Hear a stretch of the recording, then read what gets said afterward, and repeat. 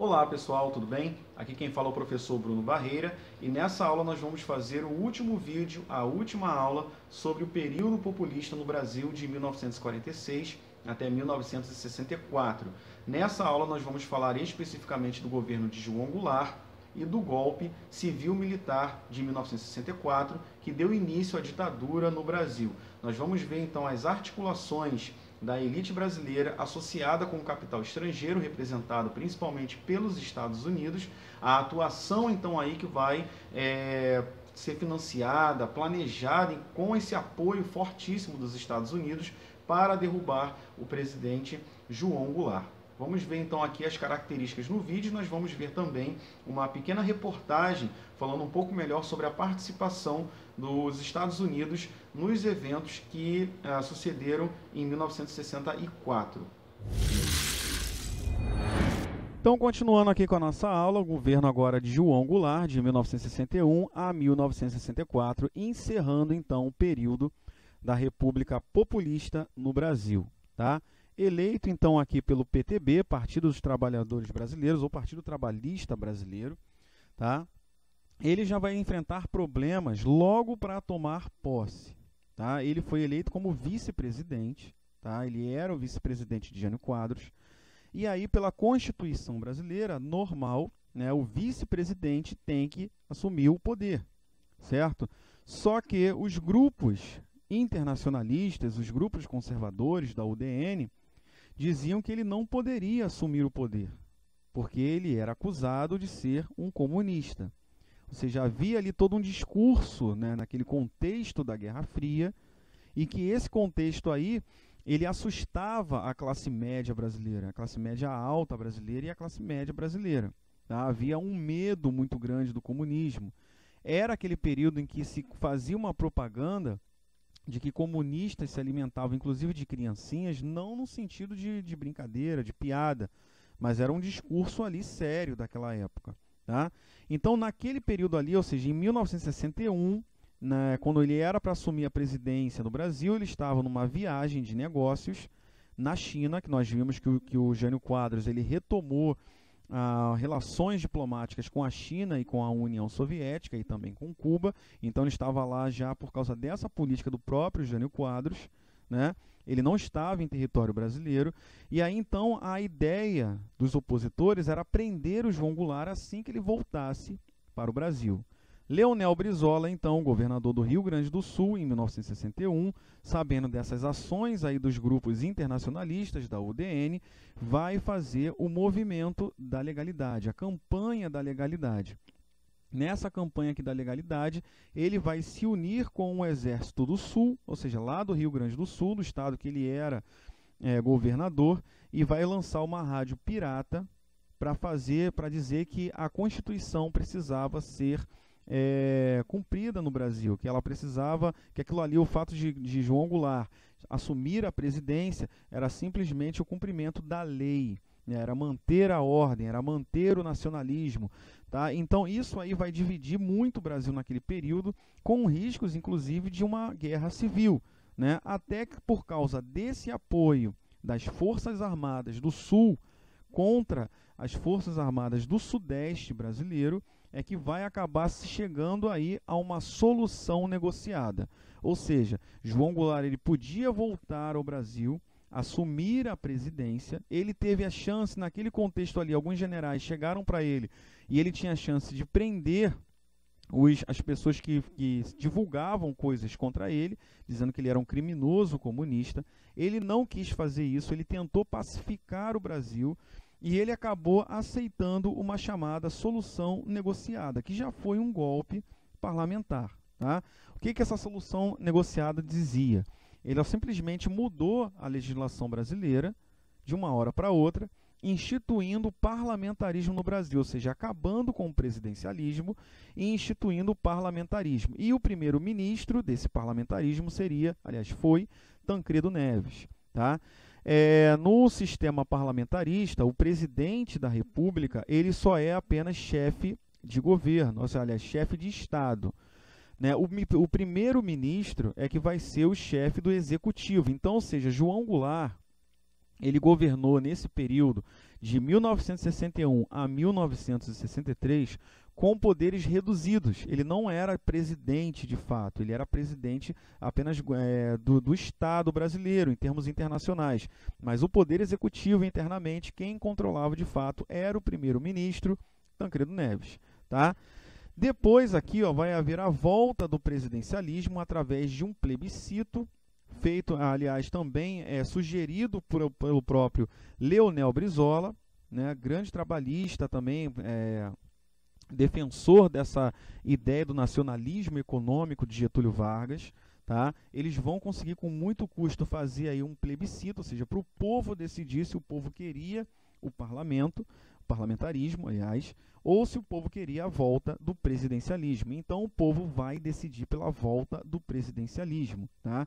E aí, então, finalmente, em 1963, João Goulart vai poder colocar a sua política nacionalista em prática. Então, vamos continuando aqui. E a primeira coisa que, então, ele vai fazer vai ser tentar colocar a sua agenda política em prática, que é a agenda das reformas de base. Essas reformas de base incluíam uma série de reformas, que era a urbana, a política, a educacional, e duas principais aqui que desagradavam muito a elite brasileira e desagradavam também os Estados Unidos, tá? Que era a reforma agrária, né? Ou seja, de você dividir as terras, portanto, para os trabalhadores rurais, principalmente as terras que não estavam produzindo, eram as terras que estavam lá paradas, né? Mas que não poderiam ser dadas para os trabalhadores porque eram propriedades privadas, tá? E também fazer a lei da remessa de lucros. Como assim? Ou seja, os lucros das multinacionais que atuam no Brasil, pelo menos 90% deles, tinha que ser reinvestido no Brasil e não voltar para a sua matriz. Ou seja, a empresa multinacional que está aqui lucrando, ela pegava 100% desse lucro e mandava para fora. João Goulart, numa atitude então nacionalista, ele vai querer que pelo menos 90% desse lucro seja reinvestido no Brasil. Tá? E isso aqui vai provocar um forte descontentamento dos Estados Unidos. Óbvio, suas multinacionais não vão ser tão lucrativas para o seu próprio governo como eles desejavam, portanto, na sua política imperialista. E além disso aí tudo, ou seja, o que vai acabar ajudando ainda mais a essa crise, é essa atuação aqui intensa das ligas camponesas de Francisco Julião, que a gente já citou aqui no vídeo anterior. Ou seja, essas ligas camponesas aqui, elas vão ter sim um viés socialista, um viés comunista, tá? E isso aqui, era com esse discurso aqui então, que essas ligas camponesas iriam chegar ao poder, que o Brasil, na visão, então, desses grupos oposicionistas a João Goulart, desses grupos que realizaram o golpe de 64, iriam fazer uma revolução comunista no Brasil.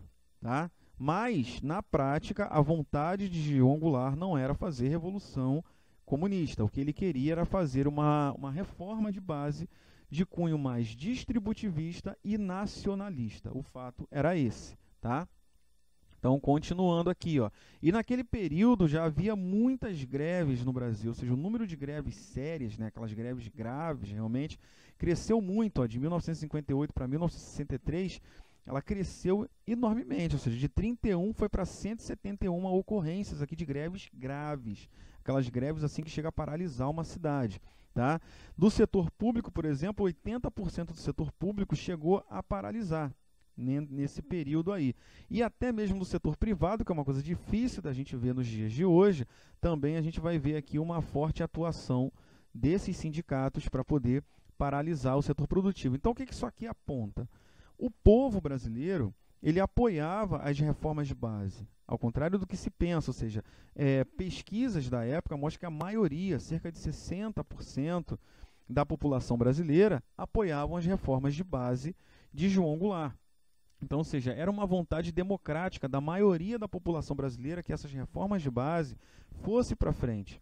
Quem não queria realmente as reformas de base eram os grupos mais abastados, eram os grupos que não queriam perder os seus privilégios, seja o privilégio da terra, seja o privilégio do voto, até porque as reformas de base também previam dar voto aos analfabetos, aos soldados, né, aos sargentos. Então, ou seja, as reformas de base, de fato, elas não queriam implantar uma ditadura comunista no Brasil. Pelo contrário, ele queria até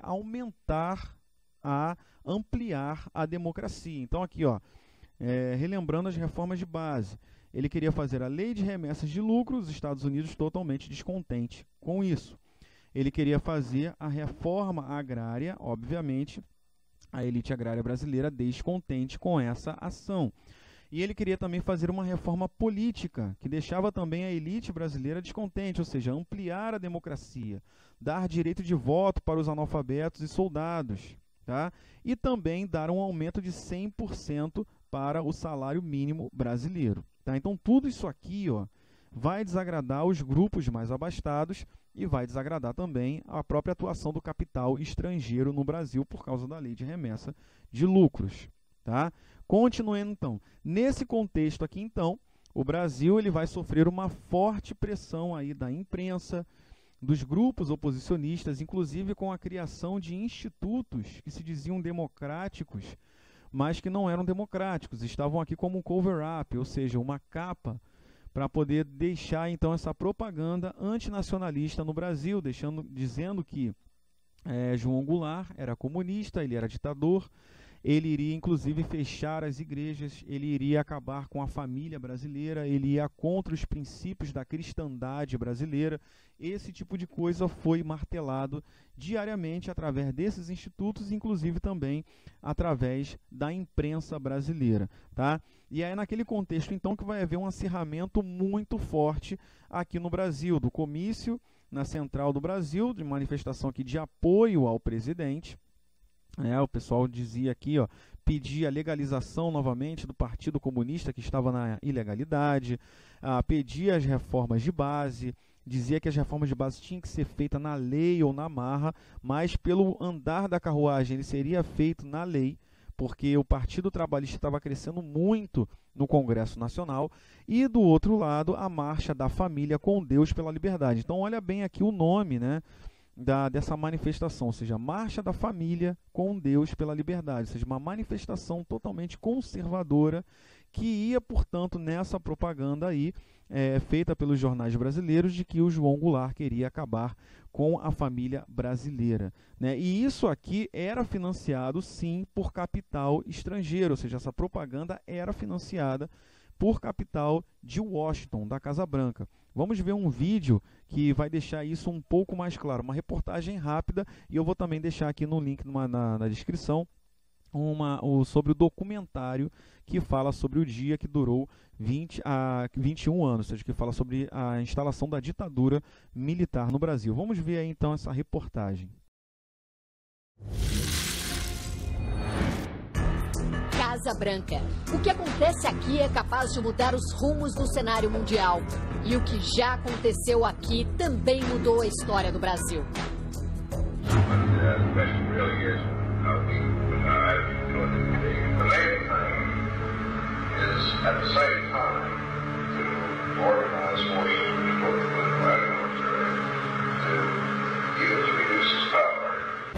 Os telefonemas entre o então presidente John F. Kennedy e o embaixador americano no Rio de Janeiro, Lincoln Gordon, são reveladores. A gravação mostra que eles trataram claramente do plano para retirar Jango da presidência.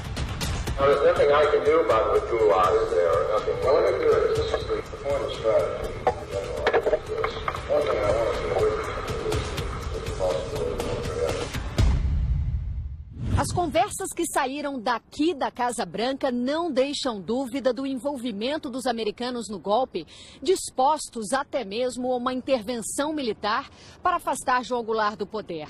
Mas ao longo desses últimos 50 anos, o governo dos Estados Unidos jamais reconheceu sua participação. E até hoje, os pedidos de entrevistas são negados para discutir o assunto. A prova dessa trama está nos arquivos secretos adquiridos pelo National Security Archive, organização não governamental da Universidade George Washington, na capital americana, onde fomos recebidos pelo historiador Peter Kornbluh. Ele nos mostra arquivos com os indícios de que Kennedy e Lyndon Johnson, que assumiu a Casa Branca com o assassinato de JFK, temiam perder influência econômica e política na América Latina e estavam incomodados com o governo populista e nacionalista no Brasil. O governo americano atacou em todas as frentes. Gastou milhões de dólares para financiar propaganda e criar um clima anti-Goulart no Brasil. E assim desestabilizar a política interna do país com subornos pagos a políticos brasileiros. O IVAD tinha conquistado a menos de 250 candidatos a deputado federal, 8 governadores e 600 a deputado estadual. Como mostra o documentário O Dia que Durou 21 Anos, do historiador e cineasta Camilo Tavares. É muito importante a gente dizer que toda essa paranoia do comunismo, essa imagem de que o João Goulart ia implantar um regime comunista no Brasil, ela foi criada, foi forjada mesmo, né, como um grande teatro que convenceu a opinião pública americana, né, e depois a opinião pública brasileira.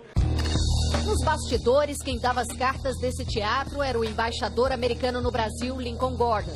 O embaixador Gordon, né, foi o protagonista do golpe de 64, né? Ele era o grande falcão, o grande agente da CIA, e ele já chegou ao Brasil em 61 determinado a derrubar o João Goulart.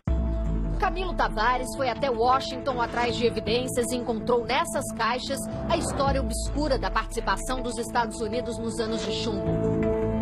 A Casa Branca também elaborou um plano de invasão militar, a chamada Operação Brother Sun. We decided on the basis of the information that has come in this morning, go ahead and start a naval task force out. O governo americano disponibilizou um porta-aviões, um posto de comando e 4 petroleiros com mais de 500 mil barris de combustível. Estava tudo pronto, mas como João Goulart deixou o poder sem resistir, o plano não precisou ir adiante. Mas deu a segurança necessária para os militares brasileiros conduzirem o golpe.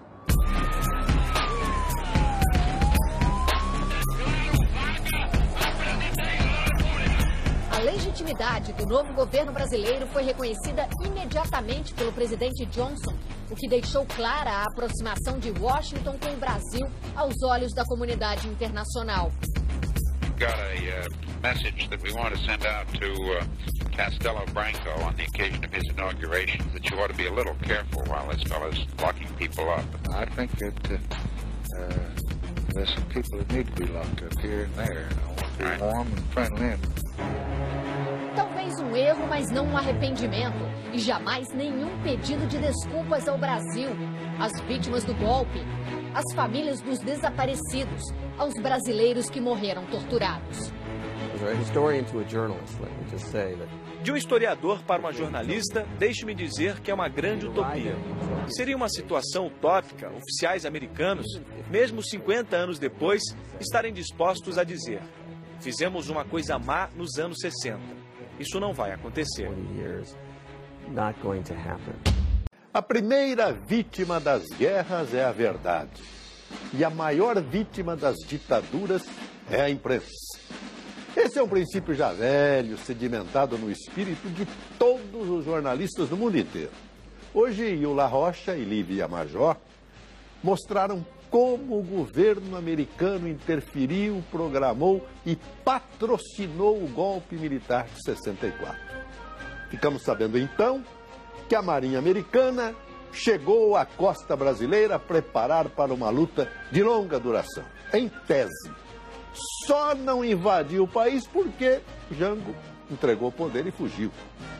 Durante anos a gente imaginava tudo isso, mas a verdade dos fatos não chegava até nós, manipulada que esteve nos subterrâneos do poder. Nosso trabalho de investigação vai continuar. Para nós isso é um apostolado, até porque a notícia não nos pertence, a notícia pertence ao povo. Mas estamos cientes de que sempre há alguém à espreita pretendendo controlar a informação. Por isso, a presidente Dilma foi muito feliz quando declarou que prefere o alarido da imprensa do que os silêncios da ditadura. E ela sabe o que é isso. Sabe. E esse é o título de nossas matérias. Bom, galera, então como vocês viram aí no vídeo, né, o golpe aconteceu então por causa desses interesses. Ele foi, na verdade, um golpe contra a ascensão do povo ao poder, contra as intenções do povo de mais democracia, contra uma atitude de maior nacionalismo econômico. O exército brasileiro, por exemplo, estava dividido, como eu falei aqui, as forças armadas brasileiras estavam divididas, e o golpe civil-militar, então, ele vai representar a derrota desses grupos nacionalistas e a vitória dos grupos antinacionalistas, ou seja, o golpe militar derruba o presidente, institui a ditadura no Brasil, né? E a desculpa do golpe, então, é que o Brasil corria sérios riscos, assim como a família cristã e a própria democracia. Olha aqui a contradição, né? Ou seja, o golpe foi dado porque, segundo esses grupos, a democracia brasileira estava sofrendo um sério risco, tá? E aí foi o mesmo grupo que fazia esse discurso e que vai implantar no Brasil uma ditadura que durou 21 anos. Então é isso, pessoal. Deixa aí o seu like se essa aula foi útil para você. A gente finaliza aqui então o assunto do período populista no Brasil. Se inscreva no canal, ativa aí o sininho para receber as notificações das próximas aulas e até o próximo vídeo.